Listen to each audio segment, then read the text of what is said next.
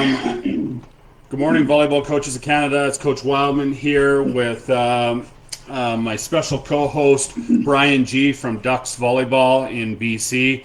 And then today we have our honored guest, 40-plus years coaching at the NCAA level, multinational championships, Coach Rose from Penn State. Thank you for coming on, Coach Rose. Yeah, my pleasure. As everyone knows that's on this group, feel free to ask questions in the comment section. I'll make sure to get those through to Coach Rose. But Brian, why don't you start us off? Yeah, welcome, Coach. We're really excited to have you here today. It's always a privilege to learn from you. And so, obviously we have a lot of transition happening, a lot of things changing around the volleyball world right now. Can you talk to us a little bit about Penn State women's volleyball is dealing with COVID and keeping athletes still motivated during this time? Well, I mean, it was a real challenge for everybody. It's a world challenge, so it's certainly bigger than sports. But when we looked at it at the beginning of the year and we had the players come back, I knew there was a great deal of uncertainty about what was really going to happen, but I also kind of look at it as I'm kind of how I am and understand that I'm an acquired taste, and just looked at it as I'm going to run preseason as if we are going to have a season in the fall, even though I knew that was unlikely.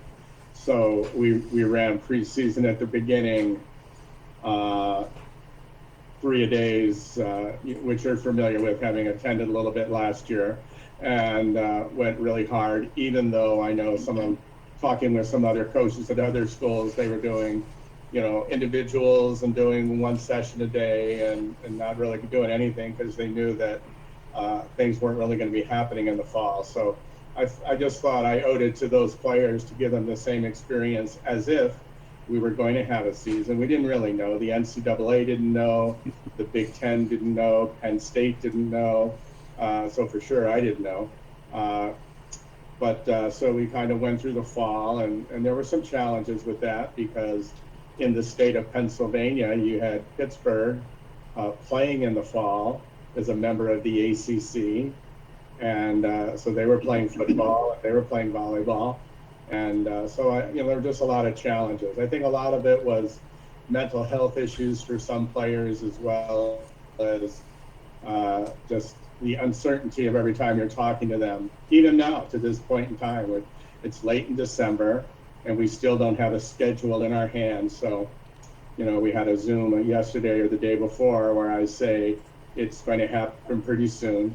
Hockey just received the second half of their schedule, and wrestling and volleyball are the next sports in the Big Ten to get a schedule. So we're expecting that any day now. So we'll get that. Players will come back at the end of the month. They'll quarantine again.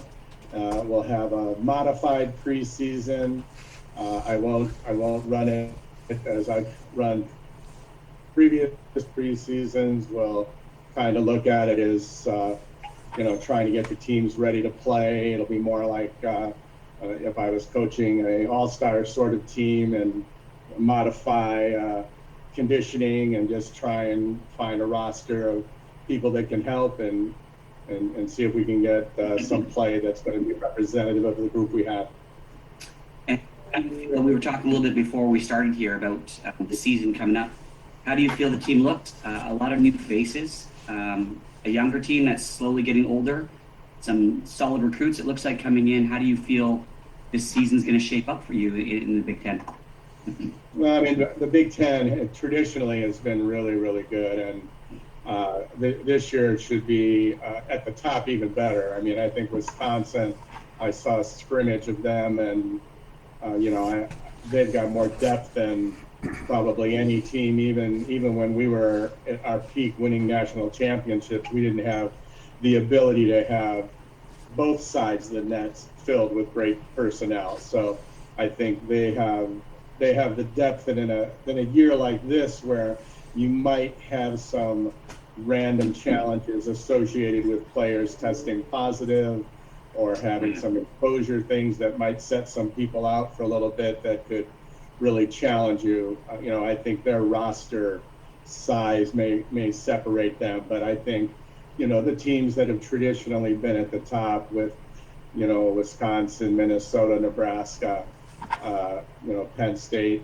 but I think some of the other teams have really closed the gap. I know Ohio State has made some great strides. Michigan State are very strong. We've had some great matches, lost some matches to all of the teams. So I think, when I look at the conference, I never look at it and say, oh, those are definite wins, because there's no such thing in our conference as a definite win. I think that's one of the things that I can at least comment. I can't comment on any other conference because I've never been in another conference since we joined the Big Ten. So when other people want to handicap conferences, there's some people that have played in multiple conferences. So I don't really know, but I know the Big Ten has been very, very demanding.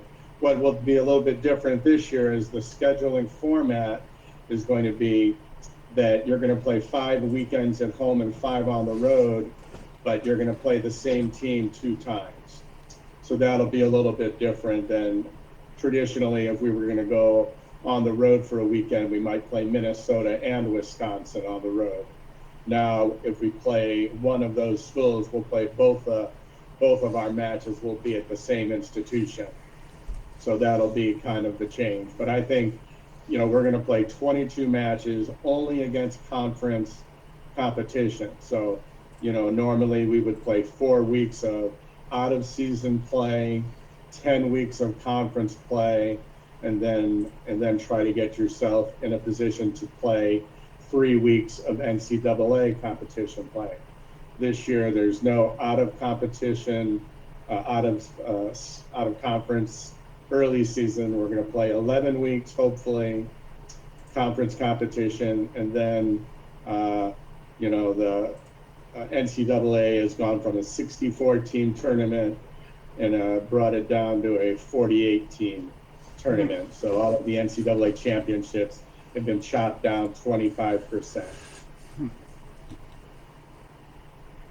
So it's going to be really tough. And if you have a player that tests positive for COVID, she'll be out for 21 days.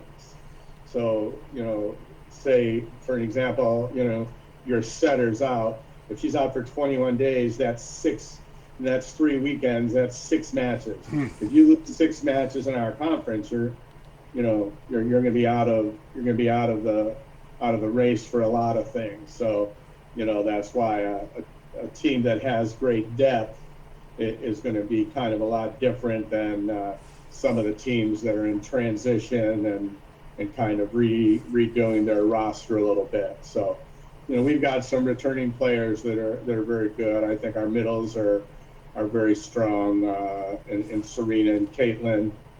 Both of them were invited to train with the national team this year, so they're exceptional. Gabby Blossom, I think, is one of the top setters in the conference. I like her. My interest in setters are how tough they are, and I think she's incredibly tough.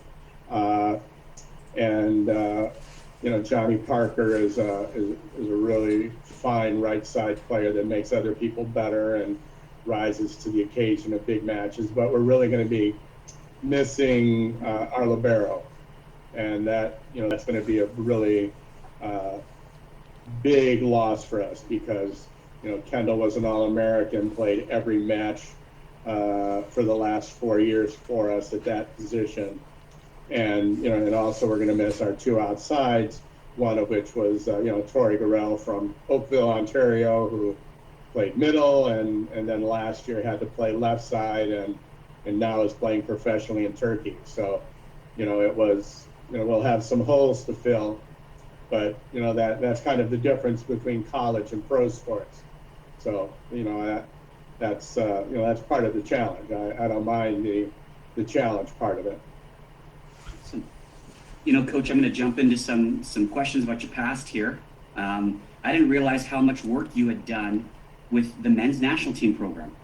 I primarily thought you were a female coach. And so working with the men's national team program, I'm wondering if you feel there's any differences between the game or how did working with the men's national team program kind of shape how you coach female volleyball? Well, I mean, that's a great question. And for people who maybe coach both, or for the people who are coaching a really strong women's team, I hopefully you can relate to this. I thought our best teams that we had at Penn State followed one of my trips with the men's national team when I went to maybe it was Germany or Italy, where it was the best men's teams in the world, and it was great because I was the jugs man, if you can imagine that. I just had it was just a jugs gun. I was just doing serving, literally. I just sat there at the end of the court with this jugs gun that I had to keep changing the batteries every night and charging them up because we didn't have the new technology with the nice radar things that you can do. But I did every serve for 3 matches a night. It was unbelievable. So it was Brazil and Italy and Russia, and so I got the serves going away and coming back. So I was doing a study. That was it. Basically, they just wanted me to do something for the trip. So it was Doug Beal was the coach before one of the Olympics, and so it was when Brazil was the best team in the world, and I kind of then modeled our team after some of the things I saw from those men's teams, just how they played the game. So I kind of it wasn't like I broke the mold for what was going on in women's volleyball, because I never really looked at it that way. I've never really thought that that's the thing we should do. I always sat back in my sarcastic way in life and just marveled at the followers who would say, oh, we have a new national team coach in the U.S., and he or she would say, this is how we pass now, and this is what we do. And then everybody in the country would say, well, that's how we do it now. And I'd be like, why would we just change because we have a new coach? What? It just didn't make any sense to me. I thought the game was relatively the same. Not to say that the new coaches weren't great and they didn't have great ideas and wanted to put a twist on things, but I just didn't think changing all the time was great. But from my standpoint, I had a collection of women that were physical like men compared to their level, compared to the women. I mean, all of my players, Alicia Glass was the setter, and she was in the 10-3 range and went on to set in the Olympics for our team, for Team USA. And right side player was Blair Brown, who played professionally and she was about at 10-7, 10-8. And our 2 middles, Krista Harmata, who played in a couple of Olympics, was one of the middles, and Ari Wilson. Both of them were in the 10-6, 10-8 area.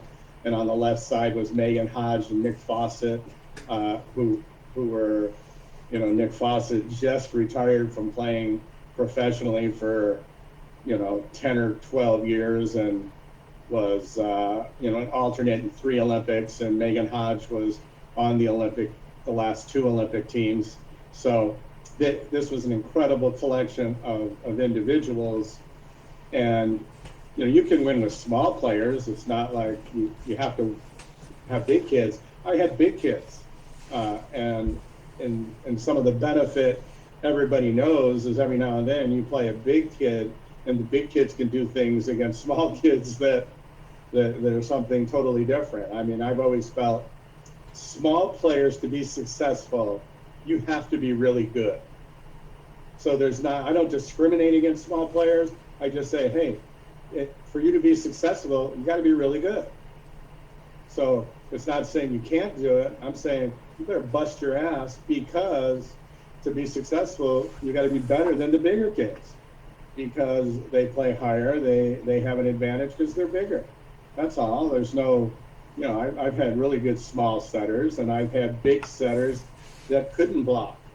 But, with that group, we were doing a lot of things that were different than our competition. And that was part of our ability to string out the 4 national championships in a row, and whatever number of matches that we won in a row. But I brought in male players as practice players, and had a couple of one of my my volunteer assistant, and so we always had a couple of guys in the gym that could challenge the players, so that every day practice was hard, and they were losing in practice, so it wasn't like they were cocky and thinking, oh, hey, they're wonderful and special. It was, every day it was, I wanted to make them better. I always felt my job was to make them better. So, I spent a lot of time talking with Bernardino and following what the men's game was, and, not the thinking that the women's game, I was working in the women's game, but I really like what's going on in the men's game, just because I think there's some intangibles, and it just kind of seems there's ebbs and flows. Like, I know a couple of years ago, in the USA, we decided, we don't think anybody can hit out of the back row, and then all of a sudden, we're getting our butt kicked by some players from other countries because they can hit out of the back row. And I'm like, hey, we've had players in this country that get hit out of the back row, but we didn't take advantage of it, and now, now we're looking at it again, and it's like, my opinion, and that's all it is. It's easy to be sitting in the crowd with an opinion. So, I felt the same way with Micah, my former player, who had an unbelievable serve. She was on the national team, and they said, hey, don't jump serve. We don't want you jump serving. And now she's leading the pro league in Italy still, is the best point scorer at the setting position, and the best point scorer serving. And I'm like, well, if it can score in Italy, I would hope that it could score internationally. But if, coaches are going to pick what they want. That's the benefit of being a coach. So when I was the coach, I picked what I thought. My job is always to win. I would always say to the players, hey, I like you all the same. But you know what I like more? Winning. All right? So I'm going to play whoever gives us the best chance to win. And, and if you don't like it, that's what that EXIT means. All right? So that was kind of how I looked at it. Coach, Dave's got a question for you, but before, I just want to, you kept referencing, that team, Ariel Scott, I think Megan Hodges on that team. In 2009, with that group of athletes you had, you were down 2-0 in the national final to Texas, and came back to win that match. And just going off your athletes of that group, what were some, I just want to hear what you did, or in that moment, how did you get your team to come back after being down 2-0 to kind of come back in that final against Texas? Well, Texas was a great team, and they had Destiny Hooker, who was one of the, her and Megan, I believe, were the co-national players of the year. She was a world-class athlete, and was unbelievable in my mind.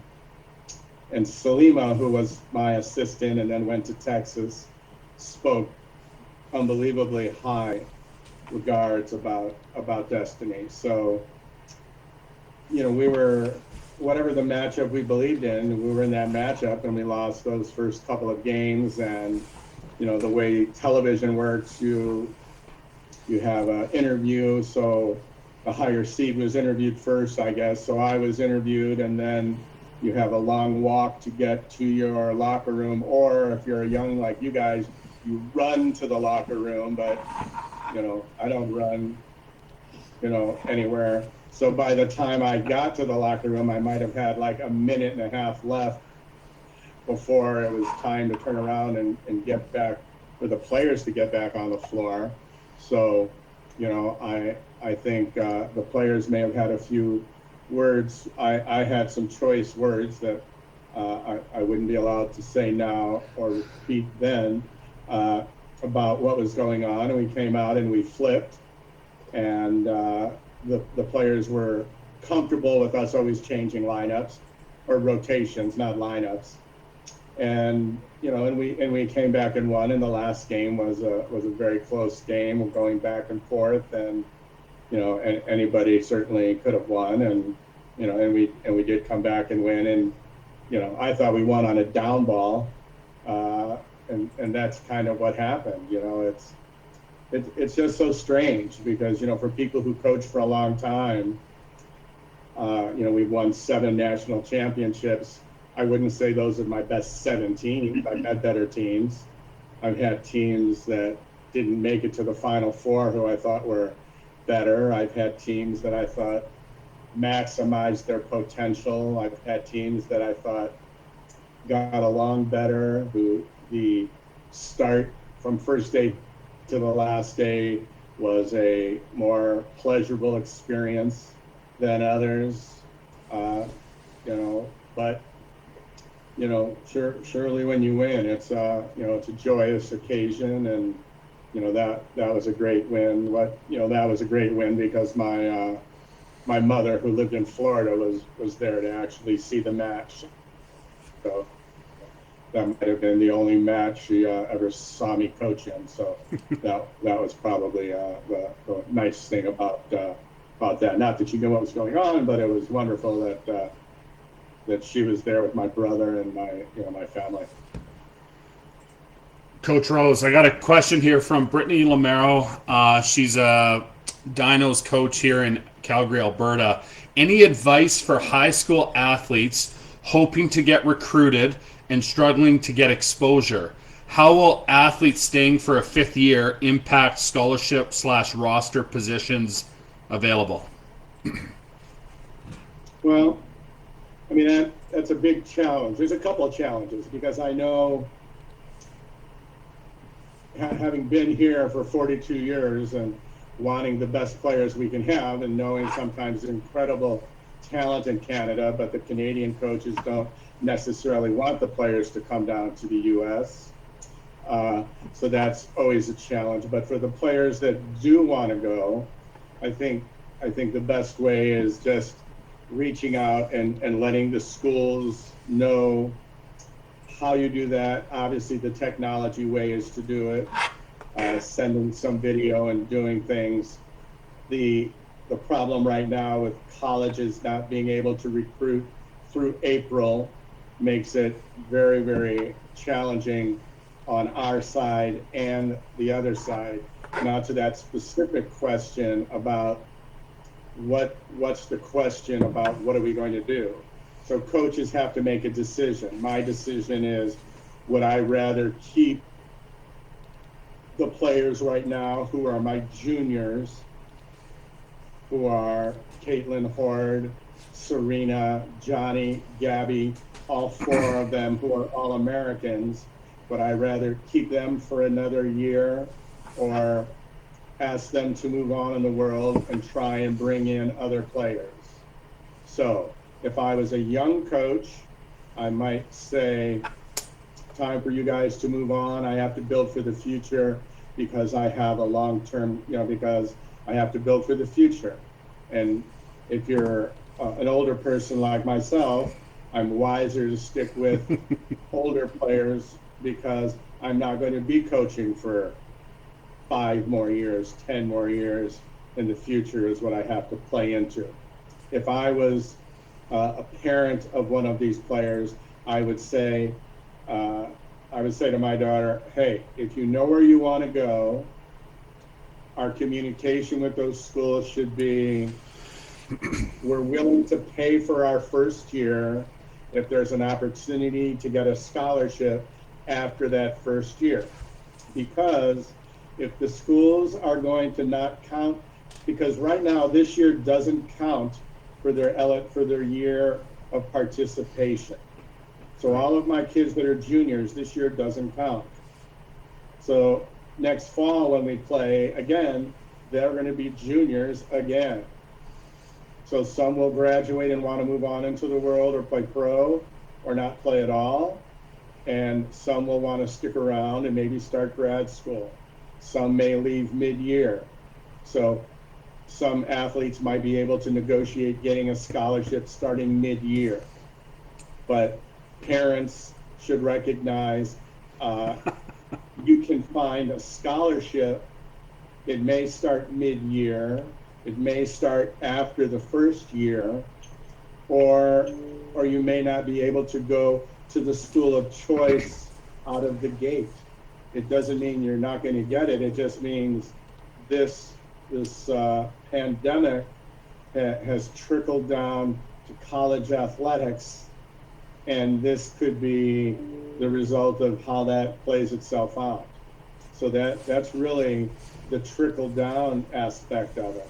It just requires communication. It doesn't mean it's not going to happen. So a school like mine, if the scholarship is worth $200,000 or $250,000, parents got to pay for the first semester. So if you've got to pay $30,000 and then get the other $220,000, I don't think that's a bad investment if that's where you want to go. But if a parent's saying, hey, I want you to get a full scholarship completely, there's 360 Division I schools. There's a lot of Division II schools that have 8 scholarships. So there's a lot of scholarships in the United States for individuals. They just have to be good students and good citizens, and and certainly, I mean, the kid from, I don't think we can talk of it. There's one kid from the Ontario area she's unbelievable. I mean, she's unbelievable. Everybody wanted her. She's a monster player. I hope she just goes to Team Canada. Fair enough. A question from Katie Ball from Kelowna, BC. Have you changed how you recruit because of COVID? You mentioned the impact potentially losing a setter. Does this change what type of players you would recruit? Maybe those who could play multiple positions, thinking about the NFL and teams playing without true quarterbacks, et cetera, et cetera. Good question, Katie. Yeah, that's a good question. And I mean, if we all saw it happening, it would make a difference. I think the schools that have the inherent advantages still have the inherent advantages. So schools in geographical areas where they have great states of volleyball. So, the state, if we were to say in the state of Nebraska or Illinois or Minnesota or Wisconsin in our conference, those states have good high school volleyball. Those high school kids want to go to that state school or schools. They have a way better advantage. Those college coaches have the ability to see those players during the season. Not as much advantageous to a school like Penn State because of our general location, where we're in the middle of the state, where Pitt would have a significant advantage because they're in a major metropolitan area with 100 high schools nearby.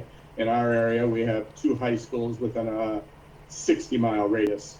So the people who are close to clubs and they can have their staff working in those clubs, they know more players, know what's going on. Those people would have been way further along when it started last March to say, hey, here's a good kid that we might encourage to walk on. When it happened for us, we had a schedule for recruiting that stretched out for 10 or 12 weeks with, we're allowed to have 3 coaches recruiting. But as soon as it shut down in March, we didn't have the chance to go recruiting after the 1 or 2 weeks of recruiting. So for us, it had a way bigger, significant problem. So we've been looking at a lot more videos of international players than we have previously. Or we're looking at the transfer portal where kids can now go in and transfer. So we're looking at transfers. But no question, if a player has multi-skills, that would be advantageous. Or if, I mean, I don't know if somebody's going to come to Penn State mid-year, or somebody's coming to school that I don't know about. But the likelihood of that, I haven't had, and this will be my 42nd year here. So I would say if we haven't had anybody who's just kind of walked in off the street in the first 41 years and said, oh, I'm coming to school at Penn State, you guys have a volleyball team, I don't think all of a sudden it's going to happen in my 42nd year. But I'm open if something like that does happen. But, I mean, I've had friends who said to me, no, seriously, I was in my office and this 6'4" Russian girl walks in and said, yeah, I played back home, and, and the kid ended up being a stud, and the father wanted them to go to school X or Y so they could keep an eye on her. So, but multi-skilled kids are valuable. Whether or not they're valuable enough for schools to give scholarships to, I think that's the question. I think if I was a club coach and a high school coach, I would say to kids, hey, there's choices. You can, if you're from a good family that has the resources, then you can go where you want to go and pick the school, and you're blessed. You're very fortunate. If not, then negotiate and try and see if you can get a partial scholarship. Volleyball's a head count sport, so you're either on or you're off, but you might get either 1 year, 2 years. You can go 4 years, 1 to 4 years. That's it. And we've signed kids for 1 year, we've signed kids for 2, 3, whatever. And depending on what our roster looks like, and that's really kind of how it works. So and some kids have walked on, and we've had a lot of kids who have walked on who have earned scholarships. So I mean, I've had roster sizes where I've got 20 kids and 12 of them are on scholarship. So I've had 8 kids walk on, and I play the best players. So sometimes, if a kid's a walk-on and she's better than a kid I gave a scholarship to, it's a reflection that A, the kid that walked on maybe has worked really hard, and B, that maybe we didn't do as good a job in recruiting as we should do. No, fair enough. Go ahead, Brian. Yeah, hey, Coach, just switching gears here. You did your master's thesis on volleyball statistics in Nebraska. And so you carry a notebook around, which I know a lot of people ask questions about when you're in games. I'm wondering, what statistics do you feel are the most relevant today? What statistics do you think club coaches can focus on when we don't have resources like an NCAA school?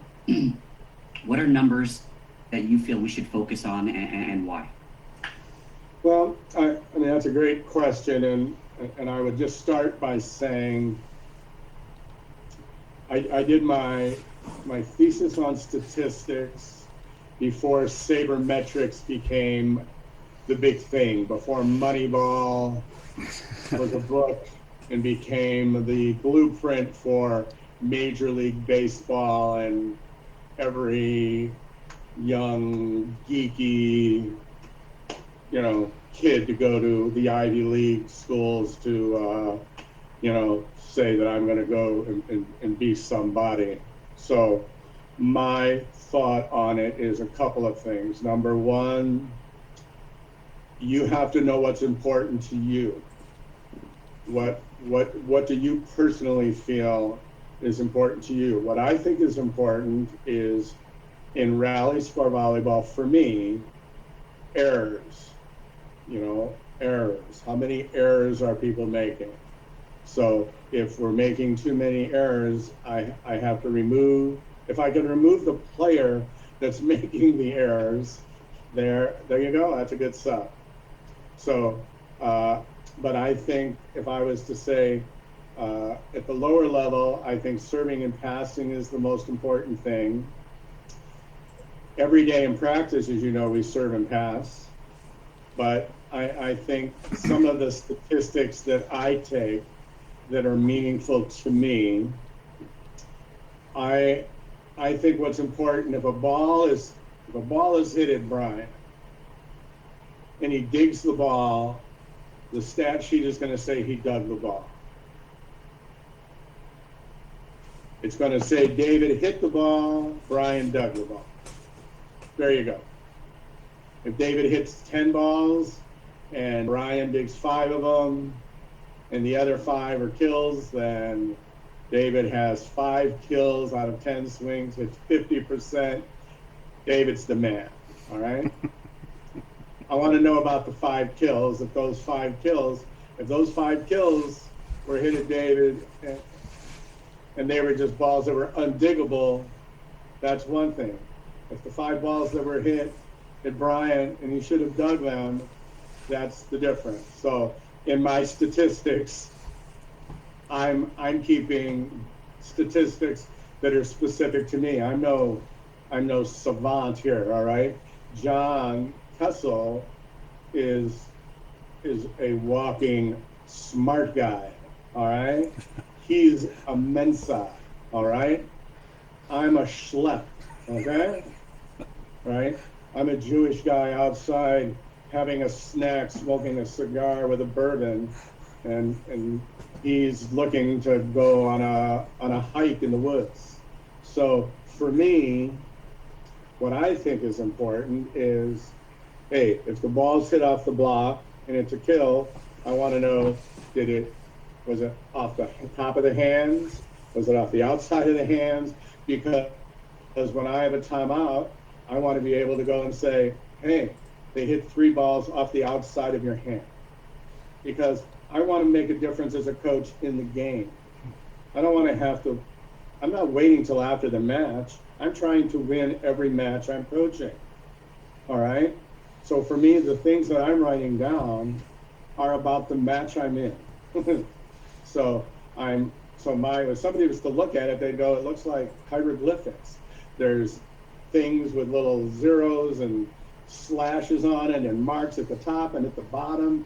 And it's balls that are dug, and it's, okay, if a ball is hit at you, I want to know, was the ball hit in front of you? Was it hit off your shoulder? So I'm trying to measure certain things. So I want to know, hey, the ball's being hit at you, you need to move in. We might say this is where we're supposed to play on defense, but our players know that, hey, if the ball's in front of you, move in. Don't, we might put a mark on the floor to say, this is your starting point, okay? Now we take it off the floor because now you know where you start, because the next opponent we play, it's 2 totally different. So if you 2 are my 2 defensive players and one of you is really fast, you can start deeper because you can go get the ball faster than the other person.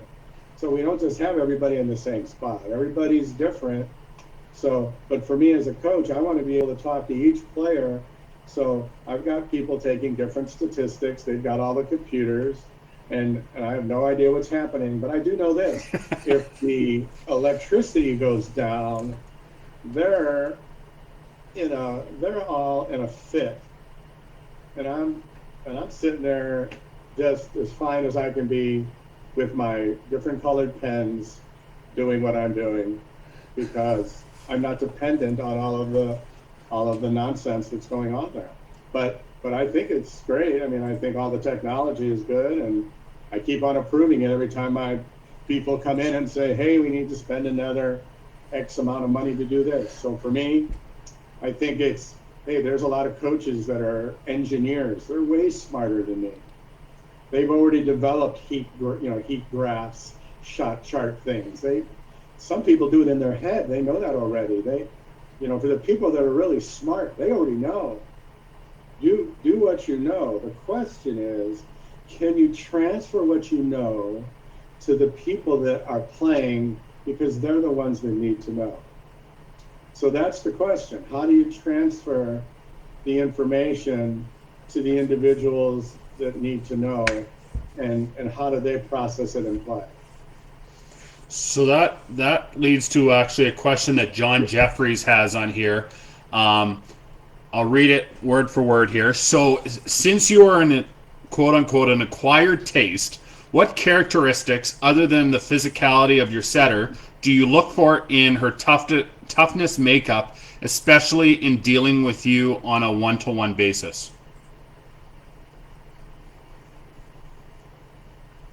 That's a really good question, because that's about the only individual I deal with on a one-on-one basis is my setter and my libero.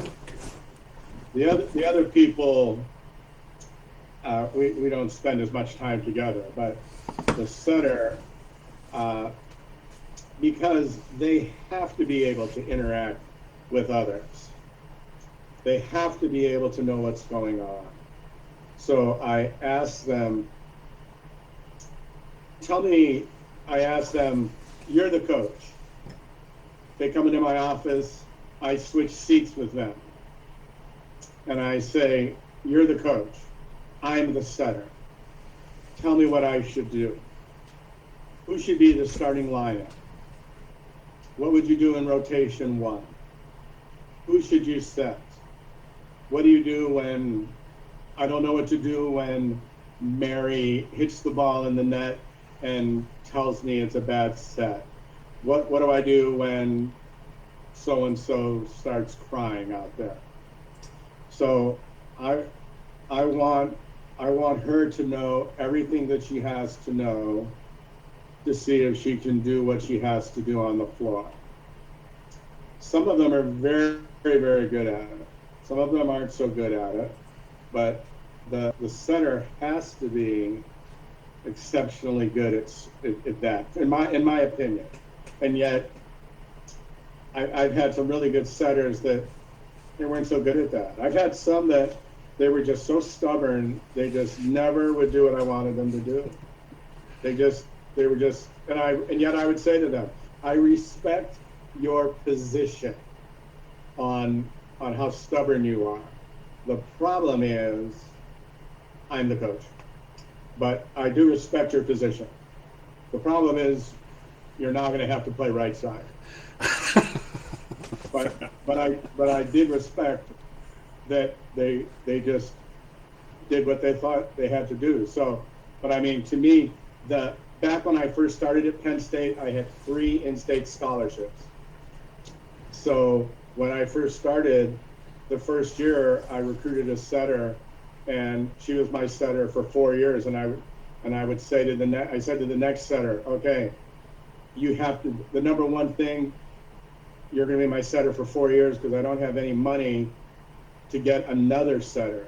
So the most important thing is you have to be durable. You can't get hurt. That's all that matters. You can't get hurt. And she was great. She never got hurt. She was tough. And, you know, it's so important, at least at the college level, is to try and know what's important to you as a coach, and try to be able to say what's important to you to the players that you're recruiting so that they hear what the message really is. Because if you can attract players that really know what they're getting into, I think you have a chance to be successful. The hard thing is so many people lie to get kids to come in, and then once they get there, you know, they find out, hey, wait a second, he or she lied to me. That's recruiting, and that is recruiting. I mean, I've had lots of conversations throughout my years, and I teach an ethics class, and I've had coaches in football and basketball say to me, hey, don't be such a pussy. You know, that's the way it is. What's the matter with you? Are you kidding me? That's standard in football and basketball. Once we know a kid's going to school X, now we know who we're recruiting against. You know, I mean, where I always look at it is, hey, I'm going to recruit the kid. I'm going to tell them the truth, and that's what it is. And either they want to be a part of what we're doing, or they don't want to be a part of what we're doing. Go ahead, Brian. Yeah. All right, Coach. You know, in everyone's kind of coaching journey, there's moments that kind of shape our coaching philosophy. Some pivotal moments, either wins or losses, or just dealing with athletes.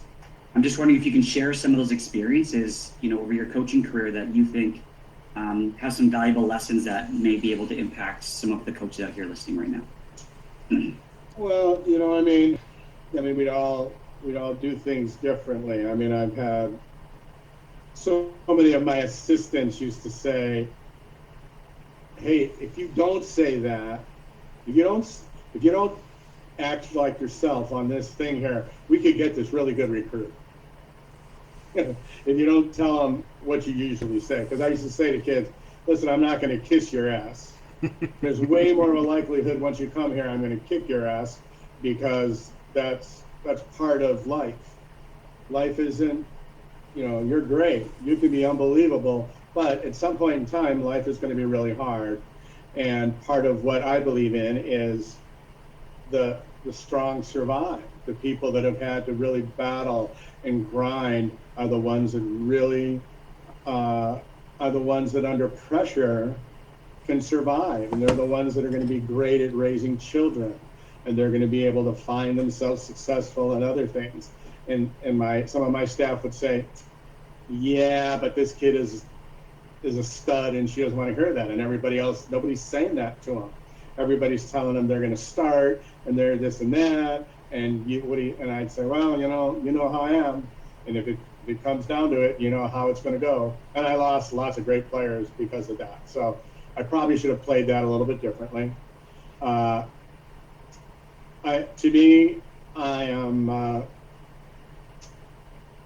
It's more important to me to be loyal and be a good friend than it is to get a better player. So I would never steal another person's player. Even though I've had club coaches and some players contact me who were on other schools and want to come here, and they would have helped me win and help us win, but it wasn't, and it was legal, but it was, in my opinion, it was unethical. It wasn't the right thing to do. And my answer was always the same thing. I don't have that many friends for me to screw the ones I do have. And even in some cases, I know how it felt when I got screwed, that even though this person wasn't a friend of mine, I didn't feel they deserved that. So, I just think people have to make choices. You make choices as a coach. And to me, the choice is to do the best you can all the time. And sometimes what we say to kids are misinterpreted, and sometimes it's wrong. I know I said things to some kids that it was the wrong thing to say to that kid in hindsight, because it was wrong for me to say it. It was a spur of the moment thing, probably wasn't right. But to me, it's trying to make them better, trying to help the cause. Never, I don't yell and scream. I've never been that person that yells and screams, but I am a very direct person with the players, and I tell them one-on-one what I think. I've always been the type that says to the players, hey, listen, I don't know what you're thinking, so I'm never going to look at you and say, you don't care. You guys don't care. I'm the only one that cares. Coaches say that all the time. I think it's bullshit. I'm like, hey, listen, I don't know if you care. This is what I see when I watch you train. This is what I see when I watch you play. This is what I see when I watch you interact with others. This is what I see. That's all. And if we videotape it, now you can look at it and you can see it for yourself. And we don't have to discuss it. I'm just going to tell you, if this is what I see, this is what the opponent sees. This is what someone else sees. So I look at it that way. So for me, part of it is everybody has to be who they are. And, I think players don't really care how much you know. I've always felt that players at the beginning are always interested in what the first year they think, oh God, coach is great. By the second year, they're less interested. I've heard this all before, especially if you just say the same thing every time. And then by the third year, they know more than you because you're saying the same thing. Me, on the other hand, I never say the same thing, not because I'm wishy-washy, just because I'm always watching, and I just think you can tweak it a little bit. but I don't change everything because somebody else is doing it. But and then the last thing, you know, we were in the Final Four once, and I had a player who hurt her back, and the doctor at the event said she could play. And I was dumb. I didn't go down and say to her, "Do you want to play?" And if she would, I mean, we're in the Final Four, the first night of the Final Four, and she was my best player. And I should have said that. I should have walked down and said, "You want to play?" And if she would have gone in, I think we would have won. We would have been in the finals. If you're in the finals, you can win. Could have won an earlier national championship. And the answer afterwards was, I always said to the players, "Hey, it's your responsibility to tell me you can play, not my responsibility to go ask you, you know, if you can play." So I guess maybe I wasn't clear enough in that in that situation, because really she was a tough kid, and I probably mismanaged. So I mismanaged some of those things that, you know, and I trusted some kids in the Final Four that one kid played so terrible. I thought, God, there's no way I should have taken her out and put somebody in. And I was like, well, you know, she hit like 380 for the year, so she's really good. There's no way she's gonna, you know, do that. And then she did, and then it happened again the next year. So, you know, we lost in the finals in 2 years in a row before we finally won. So it's hard to win. I think people have to understand, whatever level you're at, it's hard to win, you know.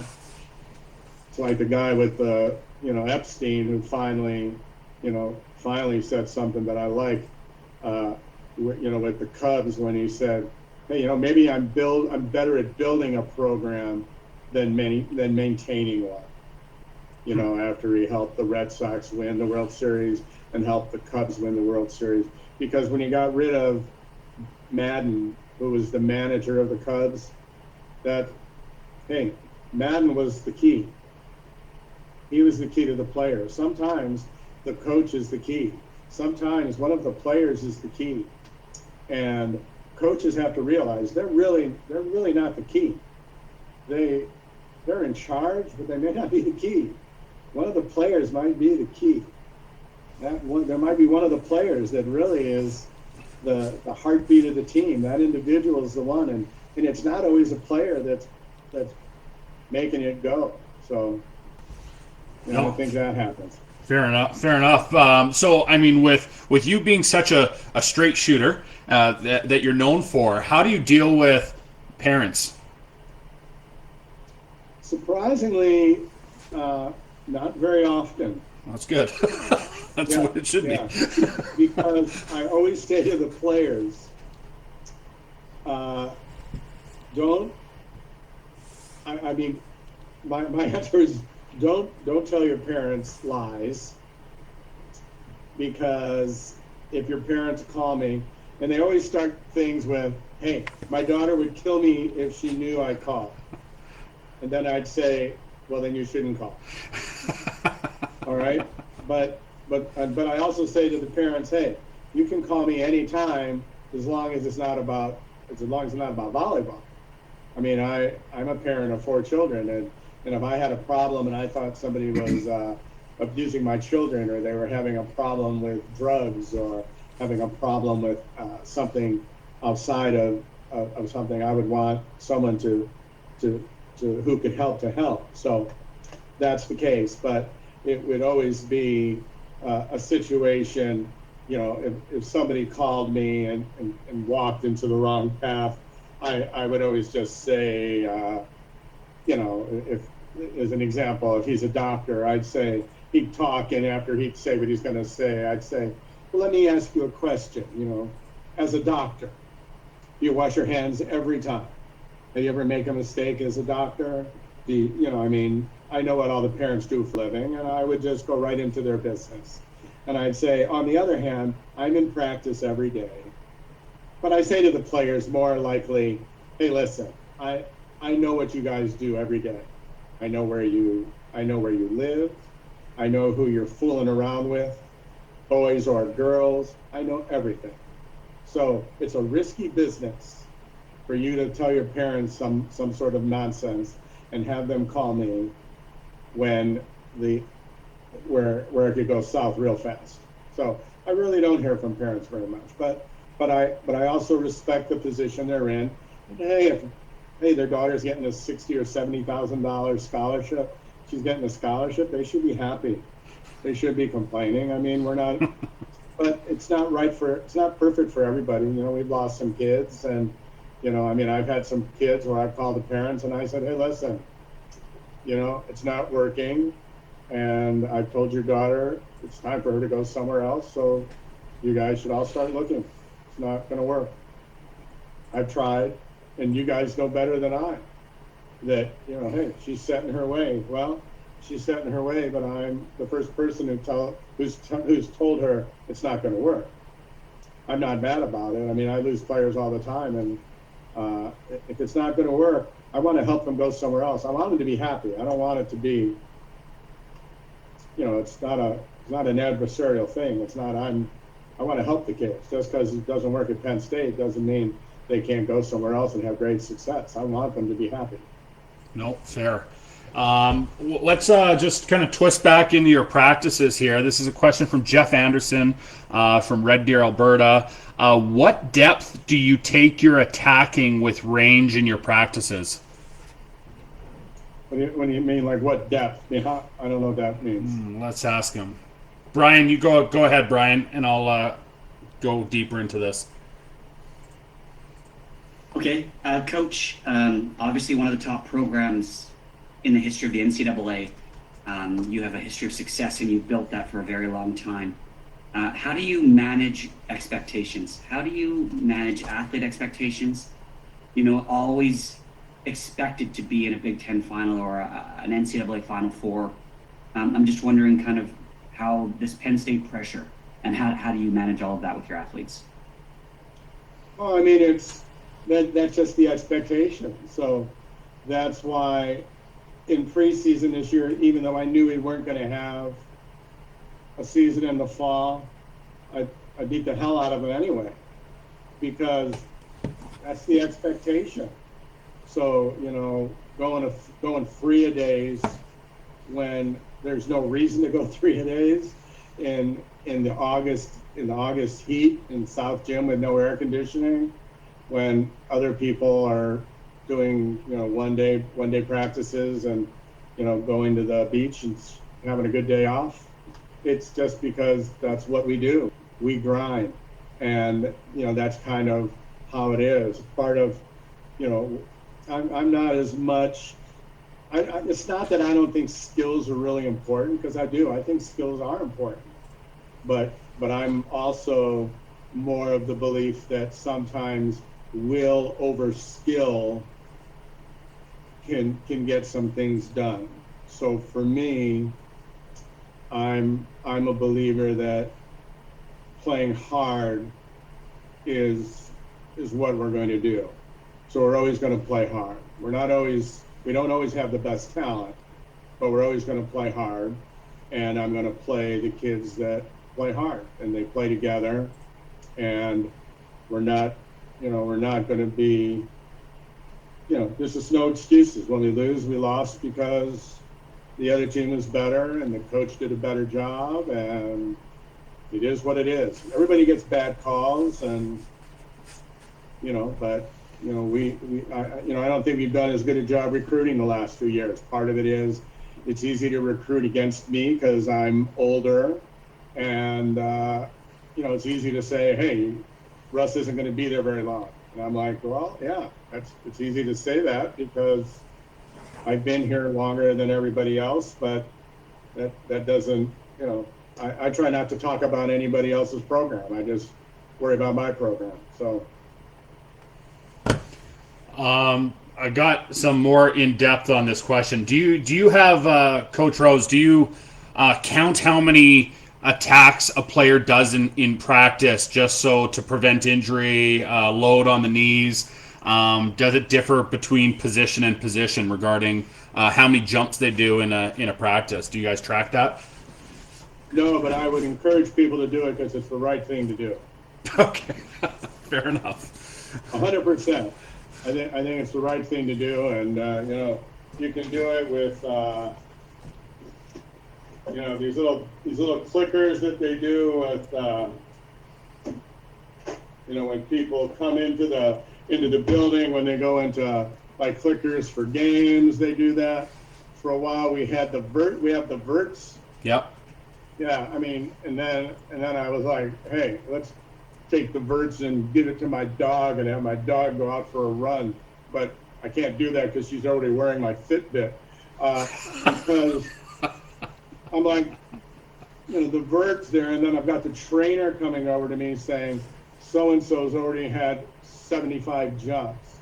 And I'm like, look, what we're doing, soft modified jump serving for 20 minutes, and he's telling me she's had 40 jumps. Those aren't jumps. Those little things that we're doing for jump serves, those aren't really jumps. So, but but that's a great question.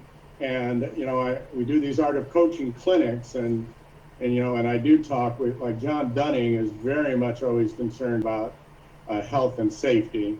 So they monitor it a lot more. This is how I monitor it. I say to the player, and again, this goes back to why I should probably get out before, you know, with the other dinosaurs. I say, hey, listen, I need you to play Friday and Saturdays. So if you can't go hard Monday and Tuesday, that's okay. I need you to go hard Friday and Saturday. So if your knees are a little sore and your shoulders a little sore and your back's a little sore from too much, then let me know. But you need to tell me, so I don't expect you to go real hard. But if you don't tell me, I expect you to go hard every day. And whether that's hitting or defense, every drill matters. Everything we do, I expect them to go hard, because that's just how you condition yourself. But for sure, I would say there's a magic number. I don't know what it is. I know, you know, in baseball this year, that baseball manager is under the microscope because he took somebody out because he had X number of pitches and he thought this was the right thing to do. And, you know, I think athletes are different. There's just some athletes that are just horses, that they can just grind and they can just do it. And yet there's some that are just kind of fragile. And those are the kids we have to monitor. And those are the kids, once they get under doctor's care and trainer's care, and we got to wrap them in bubble wrap, I mean, you can't count on those kids to win. I mean, really, those kids are like Christmas presents. They're just not, you can't win. You can't count on those kids. And that's what I say. I'm like, hey, that's great. You're gonna look good in warm-ups, and then that's it. I mean, and that's what I say. We got to find somebody that's going to be able to play at the end of the match. So, I mean, I'd rather have a kid that can go, you know, that can touch 9-10 for a 5-game match than a kid that starts the match touching 10-5 and at the end of the match is touching 9-5 because she doesn't have the gas to do anything. So, you know, but I think coaches have to have a good communication with their players. But I mean that's a great question, and I think, you know, you really have to monitor your horse, because those people get so many swings that, you know, sometimes we just lose count. You know, I mean, a couple years ago, Johnny, in the last weekend of the year, we beat Minnesota the first night, and the second night she didn't have the gas to beat Wisconsin. And then this past year we beat Wisconsin and she didn't have the gas the next night to beat Minnesota. So you know, some players, as good as they might be, it's hard for them to go to the well 2 nights in a row, where some kids, and they can just go forever. Fair enough. Now, is it okay? I know we're at that 1 hour. Are you able to pick your mind for 15, 20 more minutes, if that's okay with you? Yeah, I I got nothing going on. My mind's free. Okay, fair enough. Now let's talk about mental health. What are your, this question is from Boris. What's your thoughts on sports psychology role in today's game, and what frequency do you recommend doing sessions with athletes? Well, I have a degree in sports psychology, so I think it serves a purpose. And we've had sports psychologists here at the university for a long time, and we introduce them to the team at the beginning of the year, and always say if you need something, these are the individuals you would talk to, and it's kind of like me teaching an ethics class. People go, "Wow, that's surprising." It's also surprising I have a degree in sports psychology because, I coach the way I coach. But, I think, I think it's an important field of study. I think, I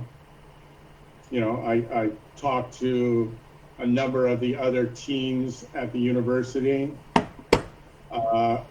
just because I've been here for so long and I've had some success, and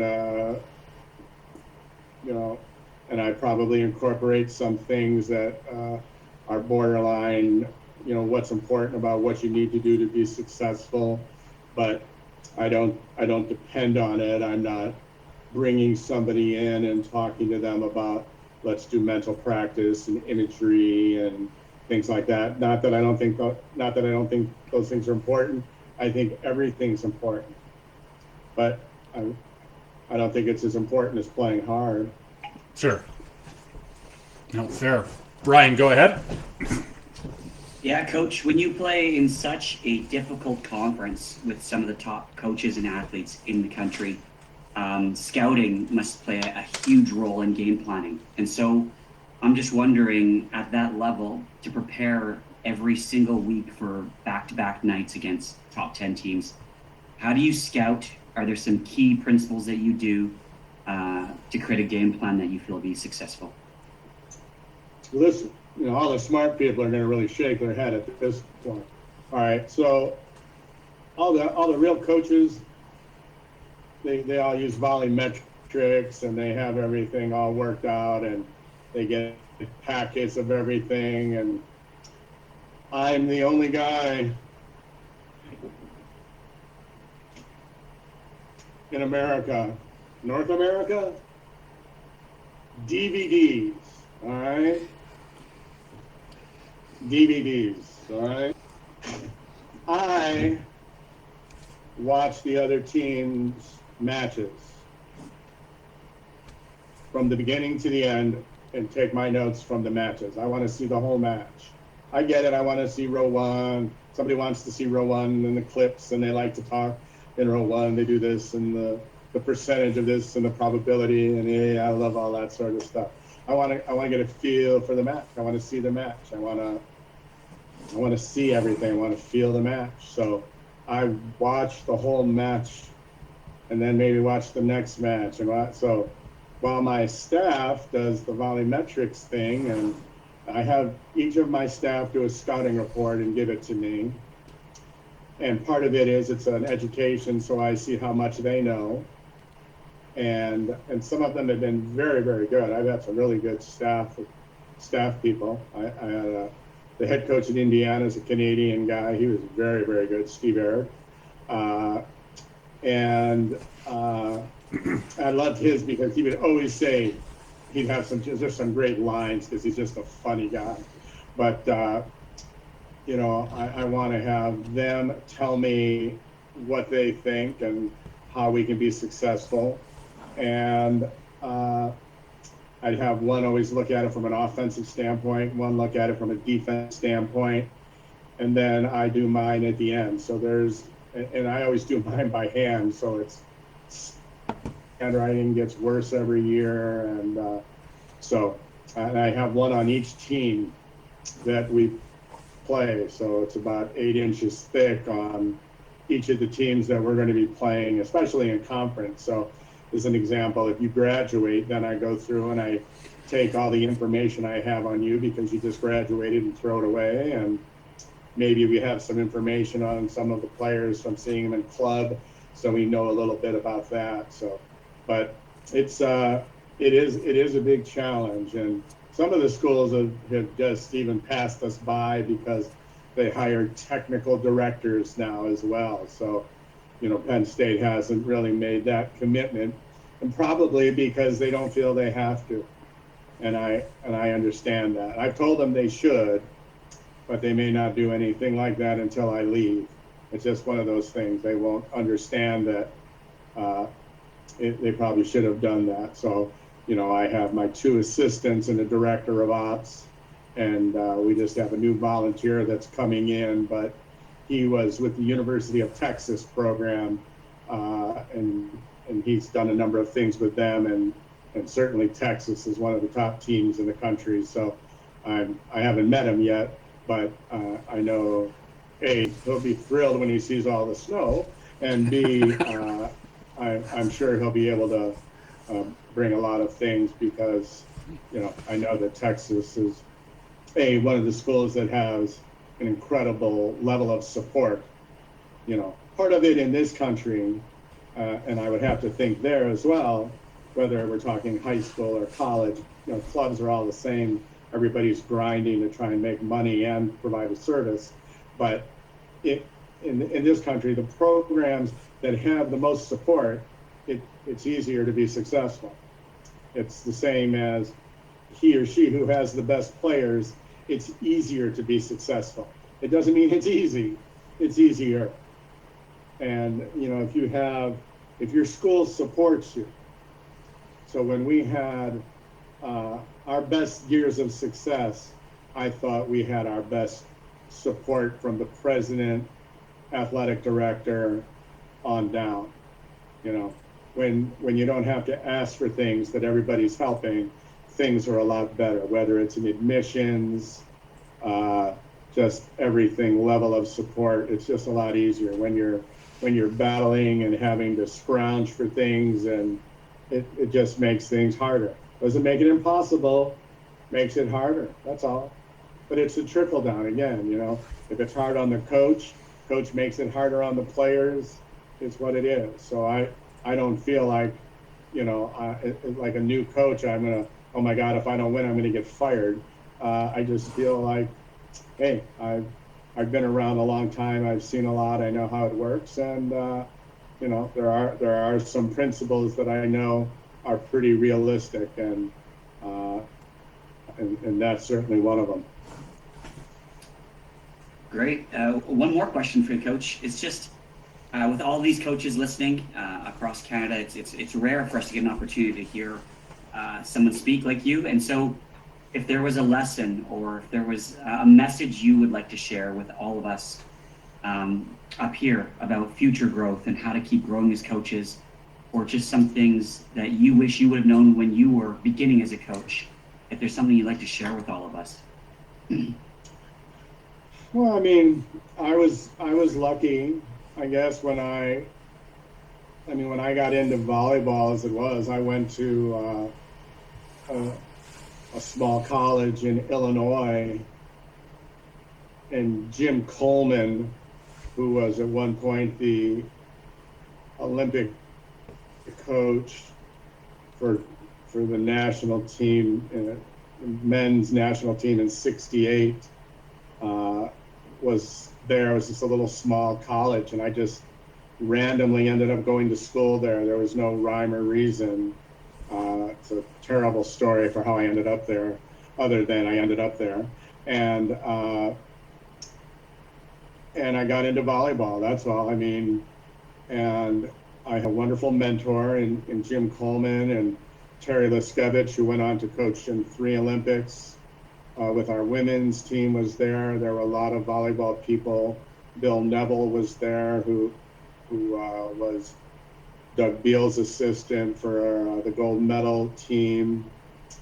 And it was just kind of a clearinghouse of volleyball, and those individuals were just open to sharing volleyball with everybody. It wasn't Jim, we used to go do clinics, and he'd say, "Hey, I need gas money." Anybody, we give him $2.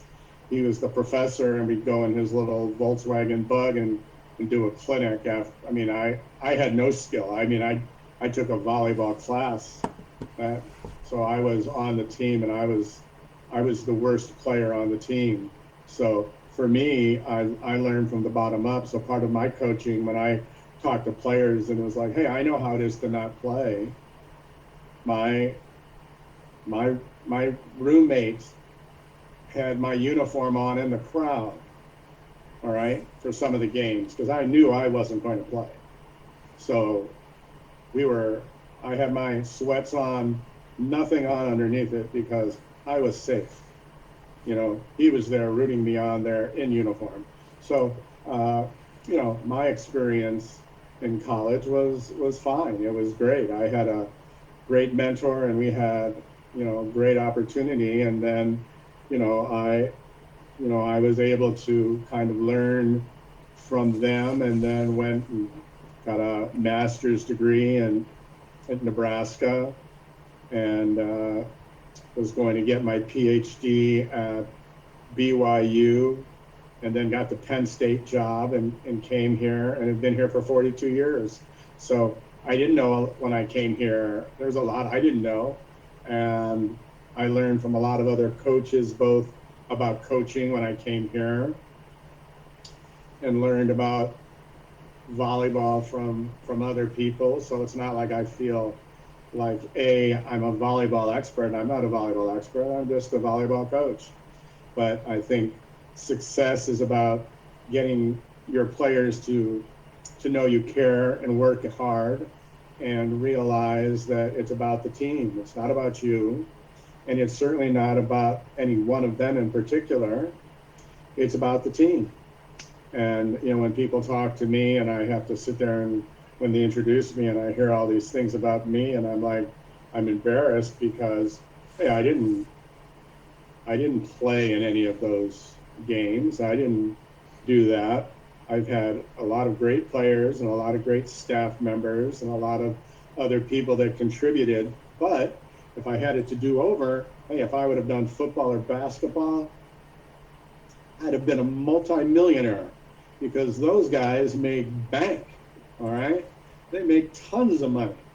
These guys are getting fired and making $30 million to walk away, all right? So all of us volleyball people are busting our ass doing a clinic for $500. And so I just think it's have a good mentor, have a good attitude, and realize that, I'm talking all the time right now with, a coach in the U.S. who just wants to talk to me about volleyball. And I'm like, hey, I look at his resume and I go, I could be calling you as much as you calling me. You've done a lot of great things. And,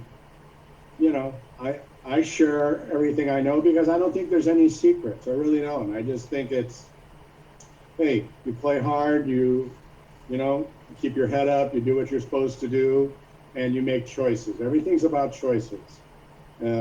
Every choice you make has ramifications. And if you want to coach at the highest level, you can find a way to do it. Like I used to tell my administration, there's 3 ways to win. One way is you can recruit the best players in this country. In our case, really hard to do that. Number 2, you can recruit international players. You can possibly do that. Likely that some of them might be professionals, but some people have gotten away with it. Or 3, you can recruit the best players you can get, train them hard, and hope that every 2 or 3 years or so that you get a group of kids that really like each other, play well together, and work hard enough to beat that all-star team of great players that are at some other school that are unhappy because they're not getting playing time, or somebody lied to them in the recruiting process and they should have gone somewhere else, or whatever. But either way, it's still going to be a challenge, and the grass is not always greener. I mean, it's just not always greener. It's I mean, do I think there's some better places to go? I've talked to some other places. I've had some choices. I coached professional men's volleyball in Puerto Rico when I was, I don't know, I might have been 21 or 22. Didn't speak Spanish. Went there because it was winter in Chicago. I went to Puerto Rico and coached in the Superior League. And I thought it was a great time, People are throwing mangoes, yelling, "Gringo, go home." And, and I have a timeout and I say, "Which one of you guys is named Gringo?" So, I mean, I think you have to have fun. It's what it is. It's not life and death. It's, the whistle blows, the game's over, you go home. And now with Rally Score, you go home sooner. Fair. So, obviously during this COVID pandemic, there's lots of coaches looking for opportunity to develop their coaching techniques and stuff like that, maybe obviously outside the court more so. So do you have any books, or I know you're a DVD fan, but do you have any crazy VHS tapes somewhere as well?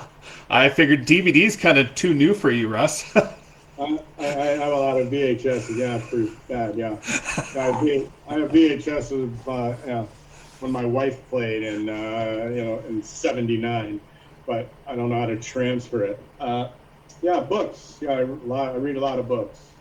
Any suggestions? Every morning I'm reading. Which one? Sorry. I go through about a book every week or so. Yeah.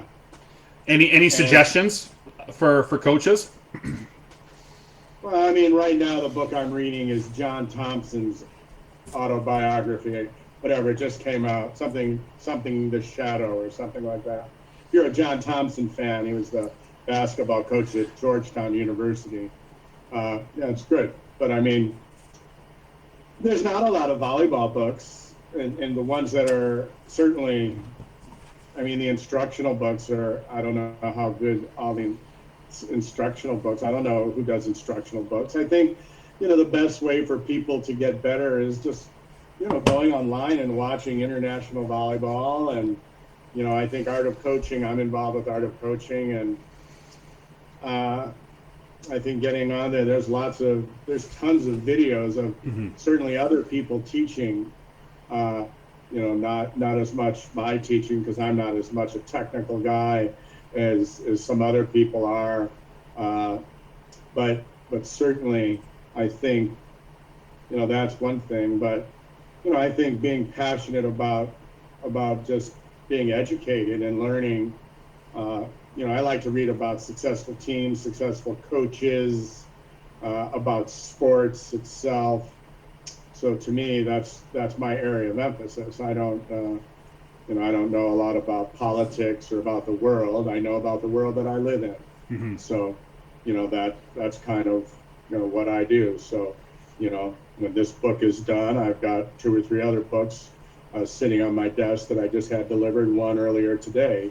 That'll be there. So I keep a pretty aggressive rotation of reading material.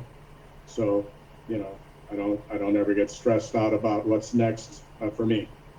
Fair. Yeah. All right, Coach. We just want to thank you for your time.